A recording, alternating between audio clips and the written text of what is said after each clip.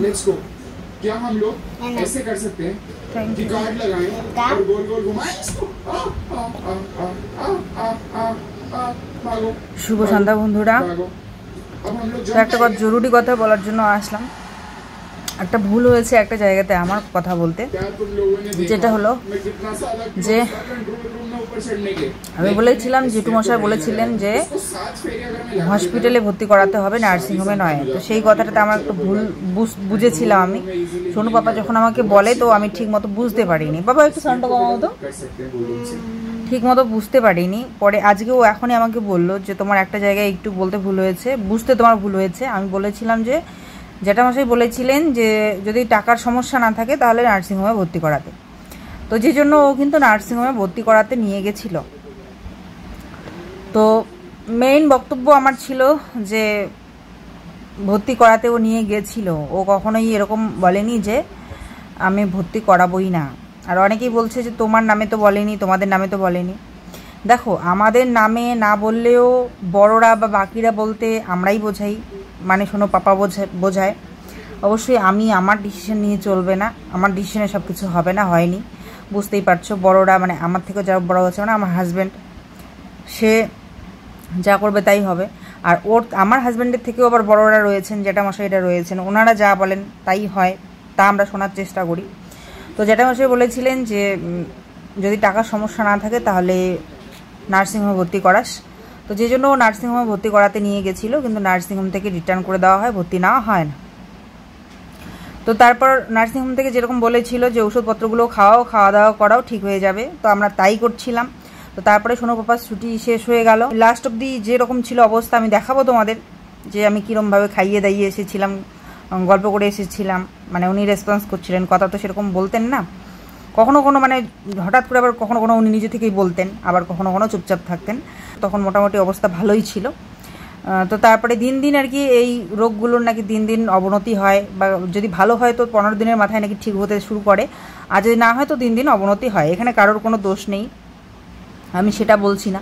রুচির ওষুধটা খাওয়ার পর রুচি এসেছিল, তো খাচ্ছিল, যে জন্য মানে ভাবছিল এই তো খাওয়া দাওয়া করছে, মোটামুটি একটু শরীরটা মুখটাও ঠিক হচ্ছে। আমাদের আশেপাশে জেঠিমারা কাকিমারা যারা এসেছিলেন, কাকুটুকু সবাই দেখে বলছিলেন যে এই তো এখন একটু ঠিক হচ্ছে। তো দেখে ভালোও লাগছিল, যেটা দেখে উন্নতি হচ্ছিল একটু শরীর টরীরগুলো। তো হঠাৎ করে পরিস্থিতি এরকম হয়ে যায়, বলে যে শ্বাসকষ্ট হচ্ছে, একদমই খাবার খাচ্ছেন না। তো এখন ওরা হসপিটালে নিয়ে গেছে, বেশ ভালো কথা, ভালো হয়েছে। কিন্তু এই যে বললো যে আজকে এই গাফিলতির জন্য ওনার এই কন্ডিশন, তো সেটা শুনে আমার খারাপ লেগেছিল, তাই আমি বলেছি, ঠিক আছে।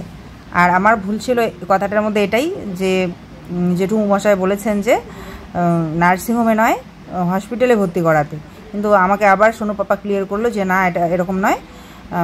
বলেছিল যে যদি টাকার সমস্যা না থাকলে নার্সিংহোমে ভর্তি করাস। তো ওই জন্য ও নার্সিংহোমে ভর্তি করাতে নিয়ে গেছিলো, সেখানে ভর্তি নেয়নি, ঘুরিয়ে দিয়েছে। তো আমার চোখ মুখের অবস্থা দেখে বুঝতেই পারছো, খুবই ক্লান্ত আছি আজকে আমি, প্রচণ্ড ক্লান্ত, প্রচণ্ড মাথা ব্যথা করছে, তেল দিয়েছি। আর এই যে জল খেলাম একটু, সোনুকে নিয়ে বললাম যে নিয়ে আয়, তো একটু নিয়ে আসলো। কারণ সেই সকালবেলা বেরিয়েছি 9টার দিকে, এই যে 7:30টার দিকে বাড়ি ঢুকলাম। সারাটা দিন আজকে ধকলে গেল।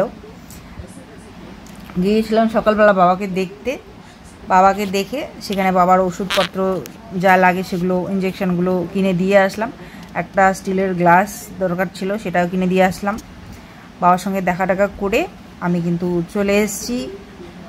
ওখানটায় হচ্ছে আমাদের মিথিল বাবুর আজকে একটু ছিল, পূজা ছিল আর কি মন্দিরে, মুখে ভাত ধোয়ার জন্য মদনমোহন বাড়িতে। সেখানে একটু ঢুকেছিলাম, ঢুকে সেখানে সবাই মিলে একটু অ্যাটেন্ড করলাম। করার পর আবার বাড়ি চলে যাই। এতটা ক্লান্ত ছিলাম যে ওই গাড়িতে করেই চলে গেছি বাড়িতে। ভেবেছিলাম যে ওখানে একটু নামবো, নেমে সোজা চলে আসবো, কিন্তু এতটা টায়ার্ড ছিলাম যে আর পারছিলাম না। তো বাড়ি ঢুকে ওখানে অল্প কিছুক্ষণ রেস্ট নিয়ে আবার বেরিয়ে পড়ি। এই যে কিছুক্ষণ আগে বাড়িতে ঢুকলাম, আর প্রচণ্ড মাথা যন্ত্রণায় মাথা ফেটে যাচ্ছে, চোখ টেনে ধরছে, চোখগুলো শুদ্ধ ব্যথা করছে, চোখের হাড্ডি, নাকের হাড্ডি, সমস্ত কিছু ব্যথা করছে। কারণ সারাদিন জার্নি হচ্ছে, এতক্ষণ আমি জার্নি করতে পারি না। 1 ঘন্টা করি এখান থেকে যাওয়া আসা, আমার অনেক তো কষ্ট হয় তাতেই, বাসে করে বা গাড়িতে করে। আর এদিক থেকে 1 ঘন্টা, ওই দিক থেকে প্রায় 1 ঘন্টা, 1 ঘন্টাই লেগেছে, কারণ ভেঙে যেহেতু গেছি। তো 2 ঘন্টা মতো জার্নি হয়েছে। তো আবার বাড়ি ঢোকা গাড়ি করে, ওইদিকে এক্সট্রা জার্নি আমার, মানে মাথাভাঙ্গা থেকে আমার বাবার বাড়ি পর্যন্ত, আবার আমার বাবার বাড়ি থেকে বেরিয়ে এসে আবার গাড়ি ধরে এদিকে আসা। মোটামুটি আজকে বোধহয় টোটাল 2 ঘন্টা 4 ঘন্টা, বাড়ি যাওয়া আসা ধরে নিলাম 5 ঘন্টা, 4 থেকে 5 ঘন্টা আজকে আমার জার্নি হয়েছে। ছেলে আমার একদম নাজেহাল অবস্থা, ও বলছে মামা আমি আর পারছি না। ও অর্ধেক রাস্তা এসে অটোতে করে অটোর মধ্যে ঘুমিয়ে এসেছে। ওখানে অটোর মধ্যে সামনের সিটটা ফাঁকা ছিল, ওখানে একাই শুয়ে পড়ে ঘুমিয়ে পড়েছে। আর আমি তো ভয়ে ওকে একটা হাত দিয়ে ধরে রেখেছি, ওভাবে ঘুমিয়ে ও আসলো। বেচারা এত কষ্ট করছে, না বলছে আমি যাব না মামা, তুমি যাওয়ার সময় বলছে আমি যাব না, তুমি যাও একা, আমি একাই থাকবো। হ্যাঁ, এখন আমি কি চাপে পড়ি ওখানে গিয়ে। আমি তো আসার খুব চেষ্টা করবো, কিন্তু আসতে পারি কি না আদৌ, তো যার জন্য ওকে কী করে ছেড়ে যাই বলো। তাই ওকেও নিয়ে গেলাম। ওরও প্রচণ্ড ধকল হয়েছে, আমারও। ভাবো তো, তাহলে রোজ দিন এই রাস্তাটা জার্নি কি করে করব আমরা, কি করে। এই যে দেখো একদিনে কি অবস্থা হয়েছে, এই যে জার্নি করে এত দূর 4-5 ঘন্টা রোজ কি এভাবে জার্নি করা সম্ভব বলো? সম্ভব না। তাই আজকেই গেলাম একটু, আর একটু পাশে হলে বা এদিকে কোচবিহারে হলে হয়তো রোজই বাবার সঙ্গে দেখা করে আসতাম। 2-3 দিন হলো বাবা আইসিইউতে আছে। মনটা খুব ছটফট করছিল, কবে যাবো, একটু দেখে আসবো কবে। আজকে দেখে আসতে পেরে খুব ভালো লাগছে কি ভীষণ কষ্ট লাগছিল, বাবাকে দেখে আমি থাকতে পারছিলাম না, স্থির থাকতে পারছিলাম না, এতটা খারাপ কন্ডিশন হয়েছে। চোখ মুখ দেখার মতো নয়, মুখ টুক শুকিয়ে একদম কাট হয়ে গেছে।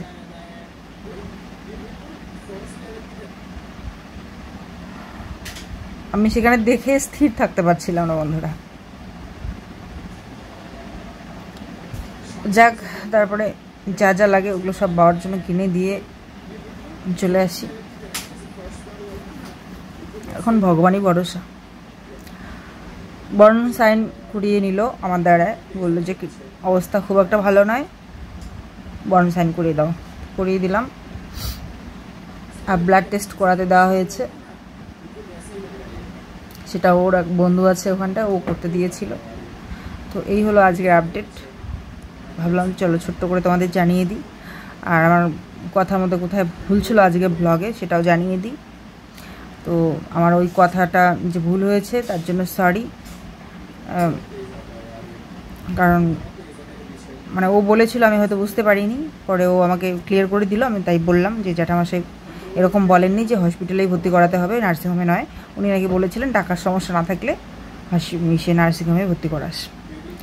তো এটুকু ভুল ছিল আমার বলার মধ্যে আজকে ব্লগে, তো সেটা ক্লিয়ার করতে আসলাম, বললাম। তো যাক, সবাই খুব ভালো থেকো, সুস্থ থেকো। আজকে আসছি, আমি আজকে গেছিলাম বাবাকে দেখতে। প্রচণ্ড শরীর খারাপ লাগছে, হয়তো একটু ঘুমালে ভালো লাগবে।